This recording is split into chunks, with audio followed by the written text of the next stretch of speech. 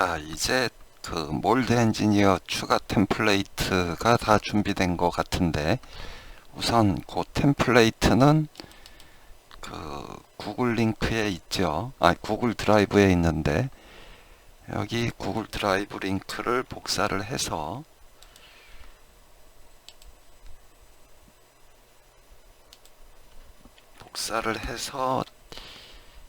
URL을 따라가면 이렇게 템플레이트가 이제 세 가지가 더 추가가 됐죠. 그래서 그 상원판에 슬라이드 템플레이트하고, 그 다음에 하원판 쪽에 그 지지봉 템플레이트인데, 하나는 이제 자동 템플레이트고 하나는 이제 수동 템플레이트죠. 그래서 얘를 그 다운을 받아서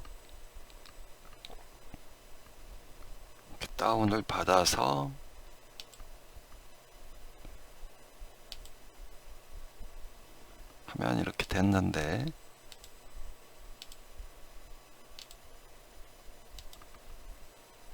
다운을 받았으면 이렇게 세 개가 있으니까 얘네들은 전부 그 몰드 엔지니어 설치 폴더에 빈 밑에 템플레이트 A 플레이트 밑에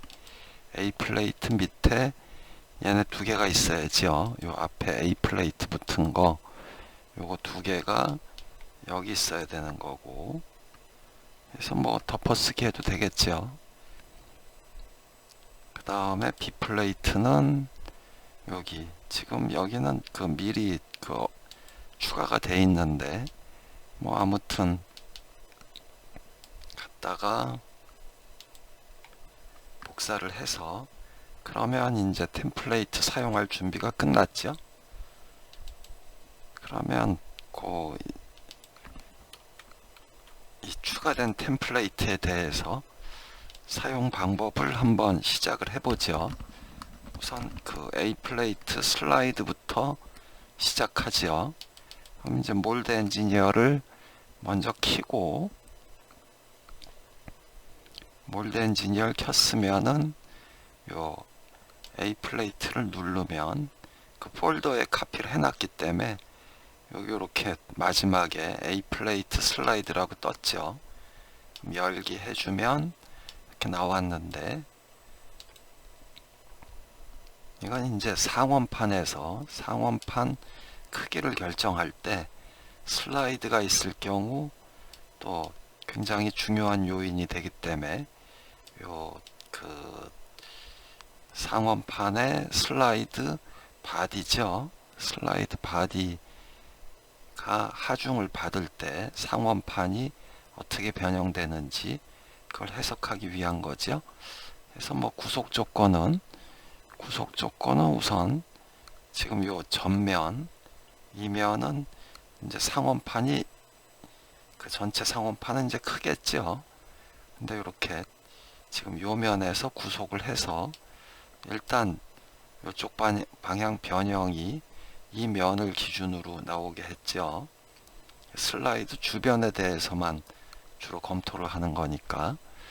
그래서 이제 요 Y방향 구속 조건은 그렇고, 그 다음에 XZ 방향은 상원판 위쪽에 대해서 요 Z 방향은 구속이 돼 있고, 그 다음에 X축으로도 구속을 했죠. 뭐 X축으로 구속을 안 해도 얘가 뭐 대칭이라 그러면 변형이 없겠지만, 일단 그 해석하는데 좀 용이하게 하기 위해서 요 XZ를 구속을 상원판 윗면에 대해서 했고, 슬라이드 바디에 대해서는 요 바닥면이 마찬가지로 그 XZ에 대해서 구속이 돼 있죠. 그래서 얘까지 구속이 돼 있고, 그 다음에 이 전면에 슬라이드 바디 전면에 압력 하중이 작용한다고 봤죠. 물론 이제 슬라이드 바디 전면이 성형부가 아닐 수 있는데, 성형부가 아닐 경우에는 지금 요 슬라이드 바디 전면의 면적하고 실제 성형부 면적의 비율을 따져서 요 지금 압력 세팅을 그에 맞춰서 해주면 되겠죠. 예를 들어서 뭐 성형부 작용 압력이 30메가파스칼인데 그 이제 면적이 지금 현재 여기 면적의 한 3분의 2밖에 안 되면 얘가 20메가파스칼 이렇게 세팅하면 된다는 얘기죠. 그래서 이렇게 세팅하면 되게끔 해놨는데, 그래서 이제 여기 압력 조건이고, 그 다음에 그 컨택 조건이 있죠. 컨택 조건은 이렇게 두 가지 컨택 조건이 있는데, 우선 그 렌더링을 이제 꺼보면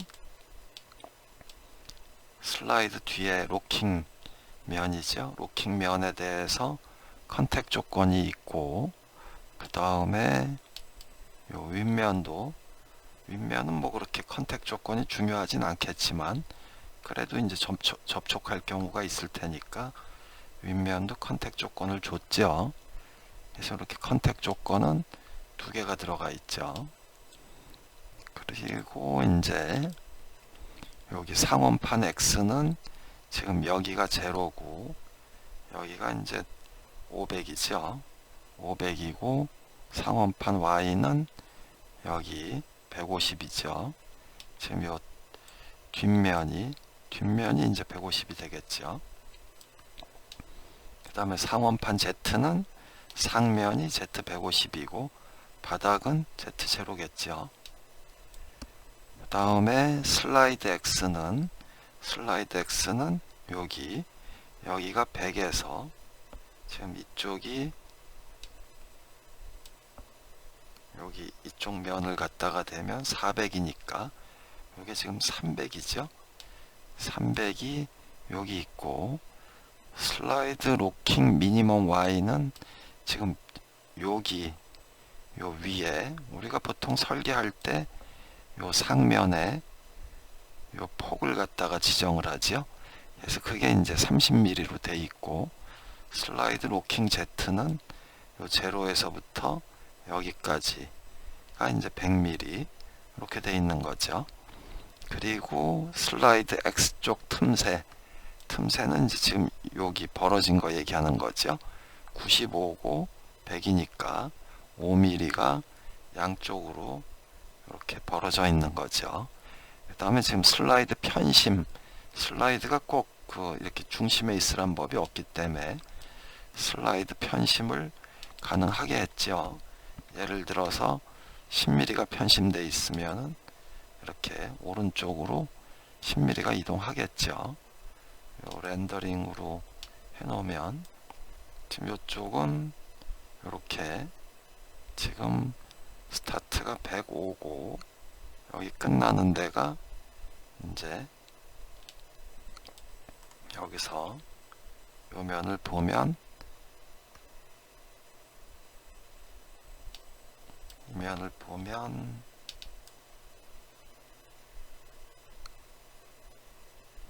아 105니까 410이 맞겠죠.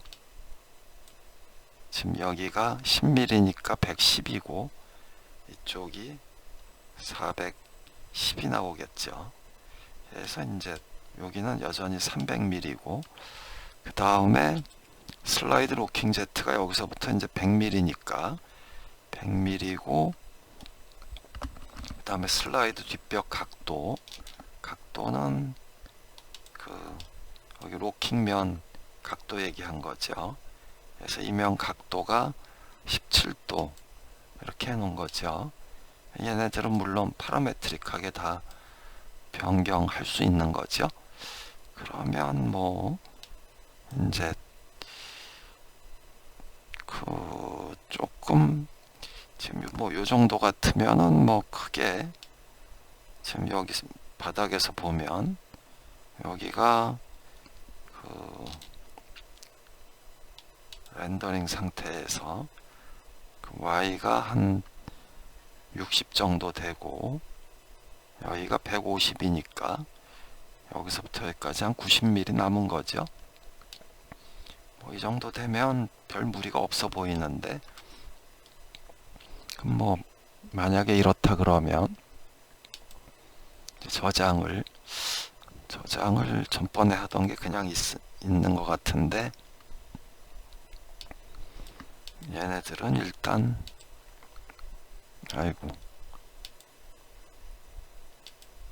일단 쟤네들을 지우고 할까요?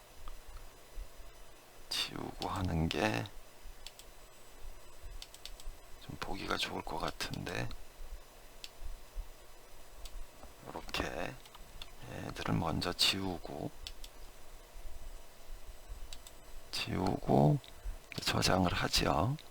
저장을 뭐 1번으로 간단하게, 그리고 이제 똑같이 메쉬 작업하고, 마찬가지로 로그 파일에서는 그 솔리드 2개로 이루어져 있으니까 요 메시지가 2번 나와야 되겠죠. 2번 나오면 뭐 메쉬 확인을 하면 이렇게 메쉬를 볼 수 있고, 그러면 그 솔버 인프 파일을 라이팅 하고, 그리고 해석을 하면 되겠죠. 얘도 이제 컨택 해석이 들어가 있으니까 그 시간은 좀 걸릴 것 같은데,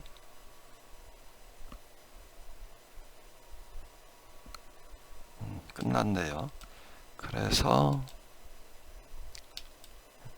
CGX로 보면 이렇게 이제 이게 2개가 나왔는데, 이 2개는 이제 이터레이션을 횟수가 이제 많아져서 그런 거니까 그냥 엔티티에서 그 all로 하면 되는 거죠. 여기서 뭐 요 정도일 때는 지금 뭐 최대 변형이 여기서 뭐 100분의 3 정도밖에 안 됐으니까 이 정도면 이제 충분히 안전하다고 하겠죠. 그런데 이제 뭐 지금 얘가 현재는 여기가 60이고 여기가 이제 150이니까 90mm 정도가 남았는데, 이게 뭐 90mm가 아니고 이것보다 좀 적게 남기기 위해서 한 70도 좀 뭐 넉넉할까요? 그럼 뭐 70만 남기려면 얘가 한 130 정도밖에 안 남을 테니까 이렇게 해주면 이때는 이제 조금 변형이 커지겠죠. 그래서 뭐 저장을 2번으로 이렇게 하고, 그 다음에 뭐 또 해보면 뭐 답이 금방금방 나오니까 뭐 그렇게 바로바로 해보면 되겠죠. 솔버 인프 파일 라이팅이 끝났고, 그 다음에 이제 해석까지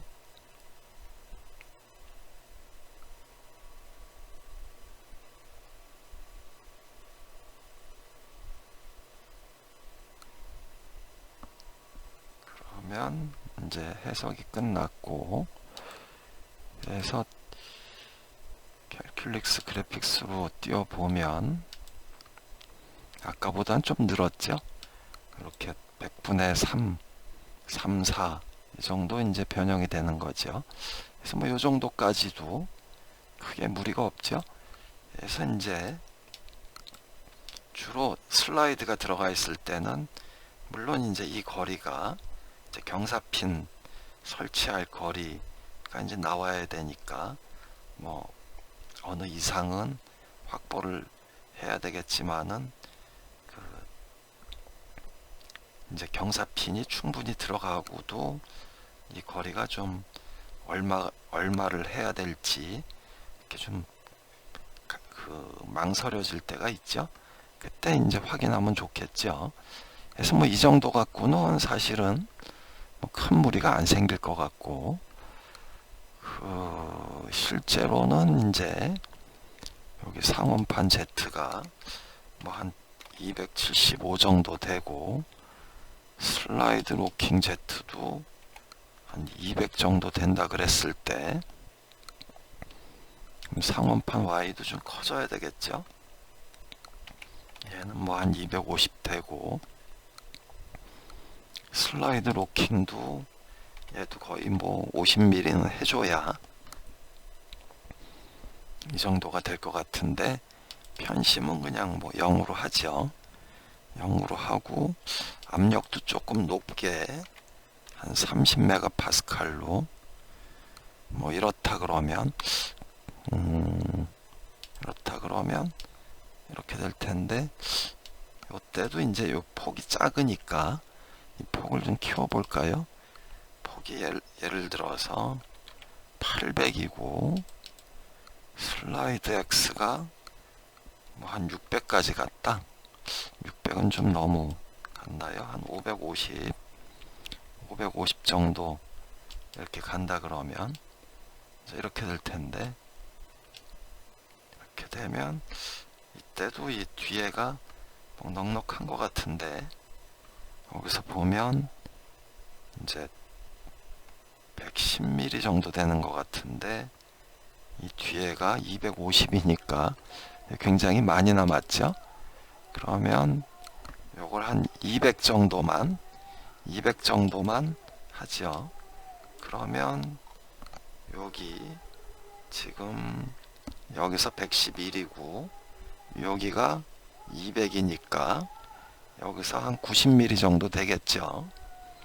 그러면 이 상태에서 한번 저장을 3번이라고 하고, 그 다음에 메쉬를 만들고,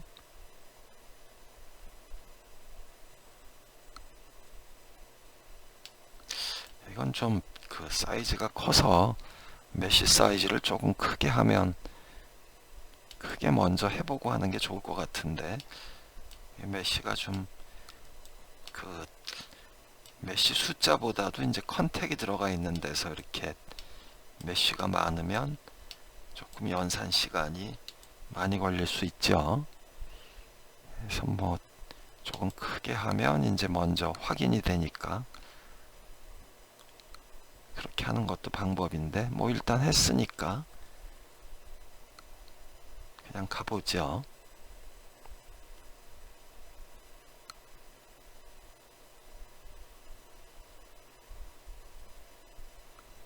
그래서 뭐 일단은 뭐 여기까지 했고, 그 다음에 이제 해석 실행을 해보죠. 해석이 좀 걸릴 것 같으니까 잠깐 녹화를 껐다가, 자, 해석이 이제 끝났는데 한 뭐 2분에서 3분 정도 걸린 것 같죠. 그래서 이제 이렇게 띄워보면 지금은 그 0.15까지 변형이 됐죠. 좀 많이 됐는데, 이거는 뭐 한번 그 파라비유로 보기 위해서 VTK 파일을 만들어 보죠.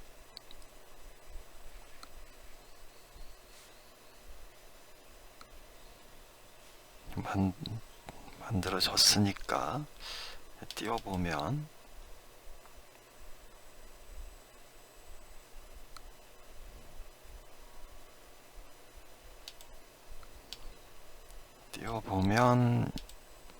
이제 변형이 뭐 이때 주로 Y가 관심이겠죠. Y가 관심인데 대부분이 뭐 Y 쪽 변형이겠죠. 뭐 한 100분의 100분의 1 정도 뭐 전체 양에서 차이 나는 것 같은데, 뭐 아무거나 봐도 되겠죠. 뭐 이렇게 보기로 하고, 그 다음에 이제 조금 변형을 지금 뭐 한 200배 정도 확대를 해볼까요? 좀 너무 많이 확대했나?